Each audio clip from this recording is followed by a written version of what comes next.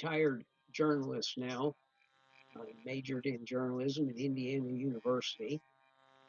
And, about the turn of the century, um, I met Matt Clare online through interest in basketball. And we've known each other since. Um, we first met at a business convention in Las Vegas. Uh, we shared time together in San Antonio some years back. We stayed close. I consider him a very good friend of mine. But I'm here today to talk to him about a difficult journey he has taken over the last, 6 or 7 years. He knows those numbers better than I do. Um, Mac was a high school basketball player, probably one of the most knowledgeable people about basketball I've ever known. I know he's also a very kind and caring person who would and has literally given the shirt off his back when he thought it would help somebody. And I have a lot of respect for him. And I'm here today just to talk with him about what he's gone through and the ups and downs over the last several years as he's been battling with first getting a diagnosis of why he was experiencing pain and what he's learned and what he's gone through. And I'll probably share some of my thoughts about what I've seen through that process. So here's Matt Clare. Well, thank you, Mark, and thank you for, in advance, I want to tell the viewers, uh, I want to thank Mark for putting up with me for not only today, but for all these years. We've known each other, oh God, 20 some odd years now. And he hasn't kicked me out of his life yet. So, but, in terms of the number, Mark, is actually 10 years. Uh, Yeah, I know you have some questions lined up, but I'll just volunteer this.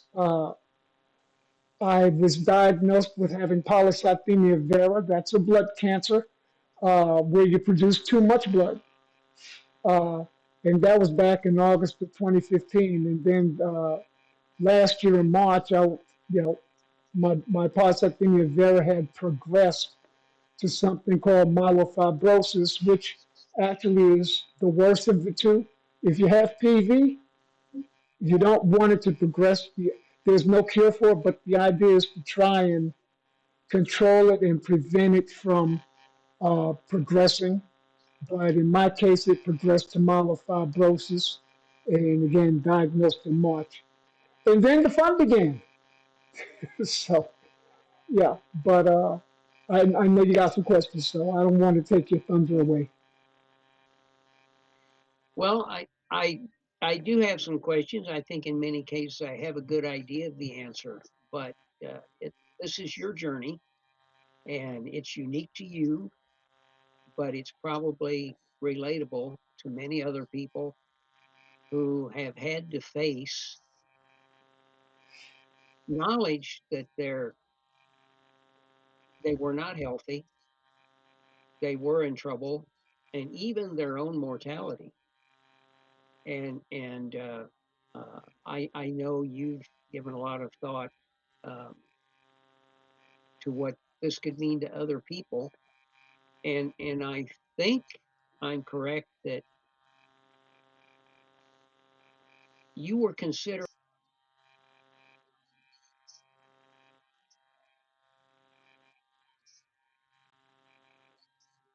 somebody else.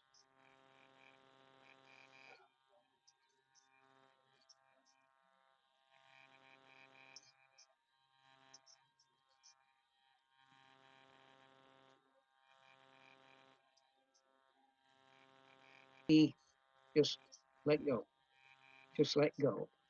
So I would like to hear now and share with some other people some of your thought processes. Going back to even your frustration, you were having pain in your chest, and doctors didn't seem to even listen to you and couldn't figure out what it was, to getting to where you had the first diagnosis. And I'm certainly wasn't something you expected and was a shock. And you kind of explained to me and others some of the processes you went through, and I know you're very good at being real, the highs and the lows, and the the the exhilaration of sometimes when things have gone well, and then the real valleys when all of a sudden, oh no, this isn't good at all, and wow, do I want to still be here tomorrow? Or yes, I'm going to be here tomorrow. Yeah, I've good grief, man, I've had a number of those moments. You know, it was a quick moment, and I'll talk about that later. But you know, I I want to start with the whole. Yeah, I want to do this kind of chronologically, and you had mentioned the chest pain that I was having back in early, I think it was early 2015, and it was really a chest bone pain.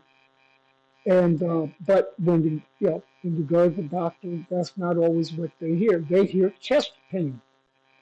And so the first time I went, I don't know if they somehow got distracted. They were looking at something else with me. Didn't find anything. That was in March of 2015. I went back in August because it was really bothering me. And so August 15th, that was uh that was the date that I went back, and I emphasized to them chest bone pain. And so this time though, again hearing chest pain, they went in, they took blood and they did some other tests, tested my heart, and they came back and said, well, there's nothing wrong with your heart, but we suspect something very wrong with your blood. And so they suspected it was polycythemia vera. They sent me to a cancer clinic where it was confirmed, and that was sort of the life altering moment. But I will have you know, Mark, when and the doctor's name was Dr. Dagabadi, and when she confirmed it, I kind of asked, okay, how are we gonna kick Polly's ass? That's what I call polycythemia vera. So how are we gonna kick Polly's ass? And she was kind of shocked by my reaction, I guess. But I held it to the fire. She said, "Yes, we could." No, you got to make me feel it. I need to know that everybody on my medical staff, on my medical team, that they believe we're going to win. So she thought about it for a minute. She said, "Yes, yes, we're going to kick Poland's ass." I said, "Okay." Yeah. So now I knew that I had somebody on my team, who believed. She made me believe that she believed, and so I dealt with PV for 10 years. Uh, it did progress. I moved on to uh, another oncologist up in San Antonio named Dr. Sherber, Dr. Robert Sherber. And Man, yes, could you fill us in on why you made the change of doctors there? Was that because you had a different condition to deal with? at that time, no, uh, Dr. Gabati was wonderful, but I had an opportunity to be with the doctor who was more seasoned and who was more specialized. And, people who deal with blood cancers, they've probably heard the name Dr. Ruben Mesa. Dr. Mesa was out there at the Mayo Clinic in Arizona, and one of the people he mentored was Dr. Sherman. And knowing how good and how thorough Dr. Mesa was, uh, I knew that getting with Dr. Sherman was the next best thing. And so that's why I made the switch. It was nothing to do with Dr. Dagabadi, who I absolutely loved. Yeah, In fact, one day I went to her office. She had done some tests, and so now we're getting ready to talk about the results. So I said, "So, what do you think, doctor? Am I going to live?"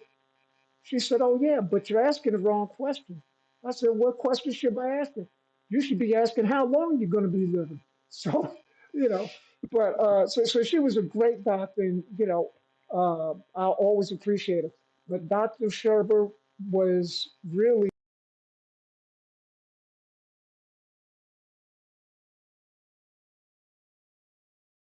a number of things. There were different medications. I don't want to bore you with the names, and I don't want people to scramble to go looking. But you know, one one medication, if it didn't work, we moved on to the next one, and we were trying to find what worked. But in the meantime, from August 2015 until I was diagnosed in March of 2025, uh, you know, PV was progressing, you know, and so I ended up with myelofibrosis. And Dr. Sherber at this point said, "We need to get you to an even better specialist, someone more seasoned, somebody even more specialized." And so that's how I was introduced to my current doctor, Dr. Zogi. He's a bone marrow transplant specialist. And, he's, I won't say he's an in your face kind of guy, but he pulls no punches. He tells you like it is, just what you need to know. And so we set up a plan, you know, and so the plan eventually became that I would go in for a bone marrow transplant back in November of last year, and uh, it was delayed. That we'll get to that in a moment. It was delayed for a little bit, but finally, back on November 21st, I was admitted into Methodist Hospital up in San Antonio, and on the 27th, that's when they actually did the bone marrow transplant. Uh, Sadly enough, it failed. Uh, I might have been partially at fault for that because when you go through the transplant, first they do chemo and radiation and all that, and you are absolutely zapped of your your energy. I mean, numerous symptoms, and folks, those of you listening, please understand the symptoms are different for everyone. All right.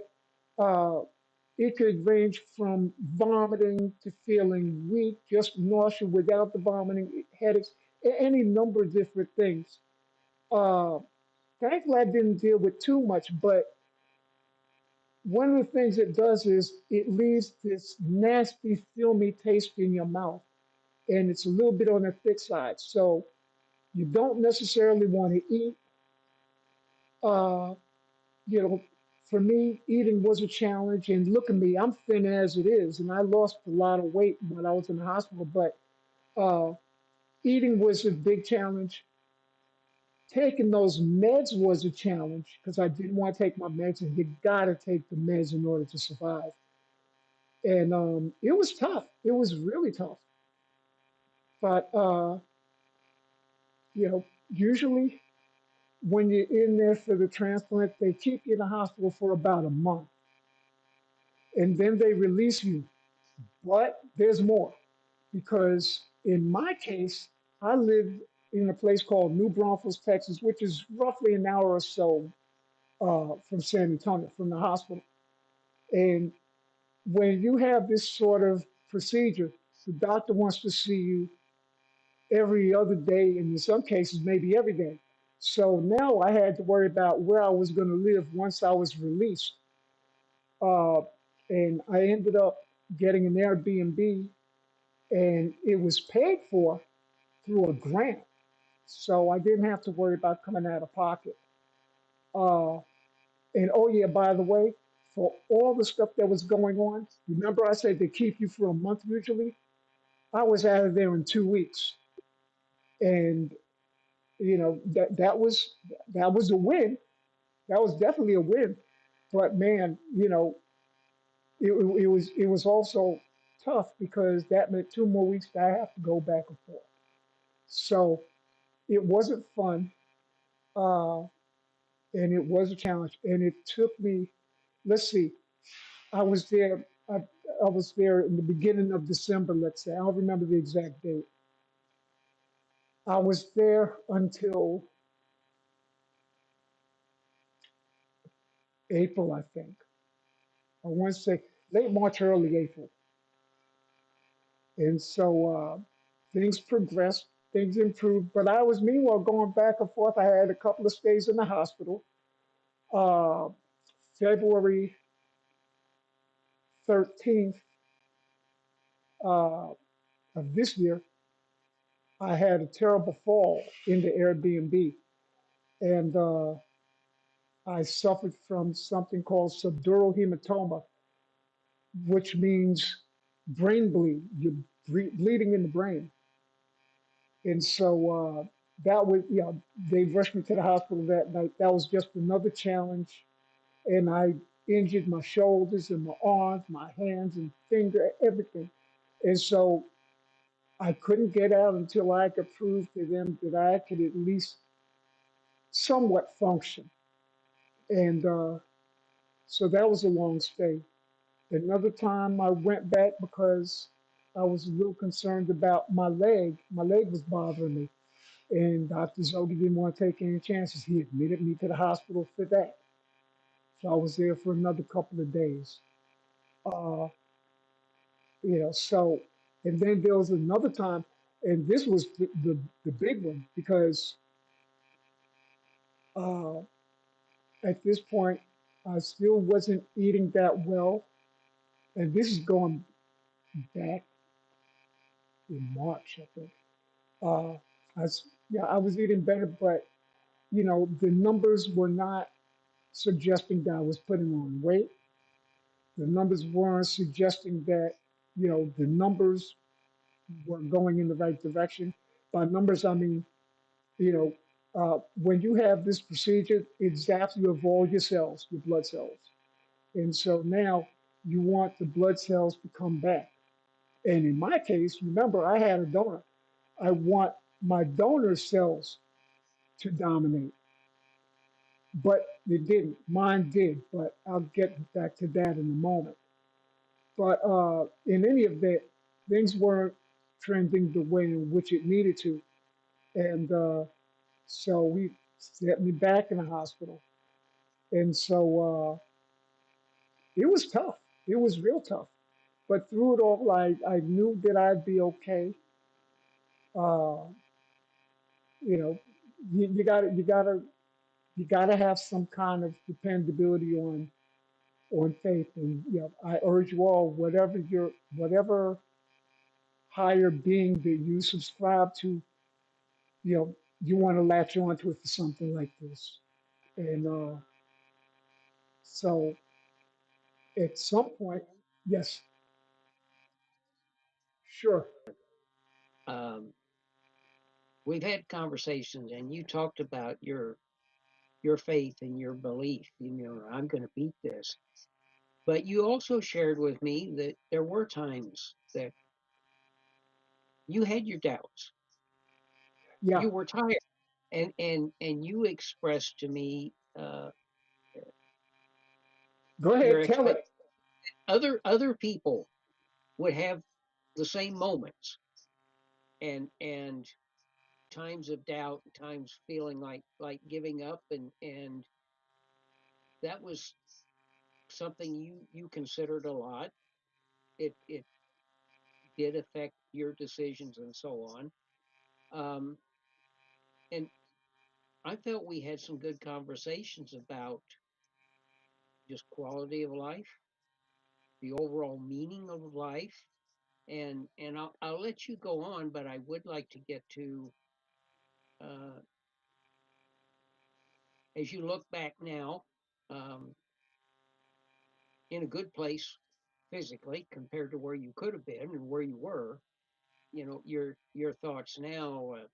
Uh, Again, this is your experience, what you've been through, but how worth it was it to you? Would you do it again? Are there things you might do differently knowing what you have learned? Yeah, that's actually a real good question because, so I had the bone marrow transplant and then I had what they call the stem cell boost. And for those who don't know, the stem cell boost is really very much like the transplant minus chemo and minus radiation. Uh, but now to have another transplant, an actual second bone marrow transplant, your chances of surviving that are 50-50. So back to your question, would I do it over again? If they ever told me that my best chance of getting through this was uh, to attempt a second bone marrow transplant, it's a tough question to answer. But at that point, see, I don't like the odds 50-50. I don't like the odds 50-50. And I don't know that I would. I think at that point, I would seriously consider, you know, the alternative because now you're talking about real quality of life uh, changes. And, you know, my sweetie Annette, she's been with me through all of this every day, every day. And she never complained or anything, but I know at times it made her tired, wore her out. Uh, and I wouldn't want that for her. I wouldn't want that to continue for her. I'd want her to get on with her life. This is real serious stuff. And somebody told me once, well, wanting to leave this world, that's kind of selfish. I said, nah. I said, I hear what you're saying, but I don't think I'm being selfish. The last thing I want to do is be selfish. But sometimes you have to make real tough life decisions, and it might result in death. And that's just how it is. Uh, you know, I did tell you that there were a few times where I thought that if things continued the way they were going, because remember at this time there didn't seem to be any indication that things were improving, and so at this point, yeah, I'm kind of saying, well, you know, let me go ahead and those of you who are spiritual will understand when I say, let me go ahead and open this window and I go to sleep. Well, in the spiritual realm, you open your window and you know your spirit. They say your spirit goes out the window when you die. And so I did have one night where I thought I was kind of ready, you know, but I I woke up in the middle of the night to go to the bathroom, and I remember I happened to look up at the mirror at myself. Now, for those of you who have little ones in the room, cover their ears and let them walk out because I'm going to get real for a minute. So I looked in the mirror and I said, "You forgot who the fuck you are. You really forgot who the fuck you are. You don't lie down. You don't give up." And at that time, that might have been my dad talking. My dad's been gone for 20 years or so, 21 years. But he's always been my North Star. And he always knew when I needed that kick in the butt. But whether it was him or whether it was just me myself, I was like, okay, I gotta go get him. And so I went back to bed, woke up the next morning, and it was okay. I was all right after that, you know. Uh, But there was one other time where uh, I had those thoughts that maybe this is it, you know, and that was the night of my fall, and my girlfriend, she held my big head in her hand, and I had a broken nose too, so I'm bleeding. And she's trying to call 911. I'm like, baby, I don't know if I'm gonna make it through this. I don't think I'm gonna come out of this. Don't you say that? And I'll never forget when she told me that. That kind of straightened me up a little too. But yeah, so it's been rough. It's been real rough. Can I interject an editorial comment here? Sure. Um, as I've been through part of this journey with you, and I want to share this for other people who are listening because it's difficult for those of us not on the journey to try to be with the person on the journey when you don't know where it's going. And Mac, you remember there were times when things were very questionable, and we were talking about whether you keep fighting or you let things happen. And I made it a point, as difficult as it was, never to push you either direction.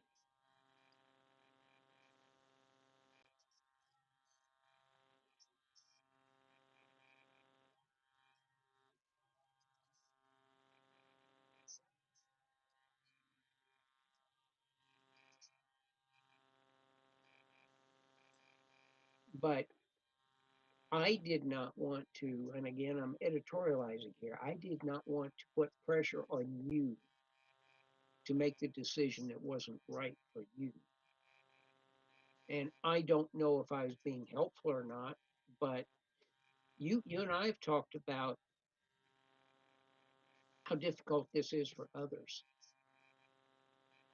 And that's why I'm sharing this moment because um, it's hard on everybody. And for me, I try to look at everything as objectively as I can and try to take emotion out of it um, without letting compassion go and understanding and putting myself in the place of somebody in this case like you. And I've told you I wouldn't have made the same decisions, but that was for me.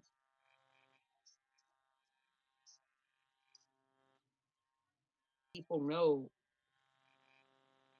from my perspective here of the thought processes you have gone through, the emotions you've gone through, and while this has been and is your journey, in no way have you ever been alone. Yes, indeed. Thank you. And it's funny you end with those words because I will tell you, I never for a minute felt alone, Mark.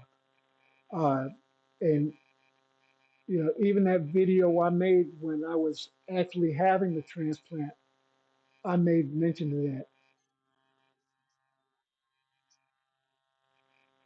Yeah, we're still recording. I don't know what you're seeing that for. How about now? I see on air now, but for a moment it was on standby. Oh, okay. I'm glad you told me that. But yeah.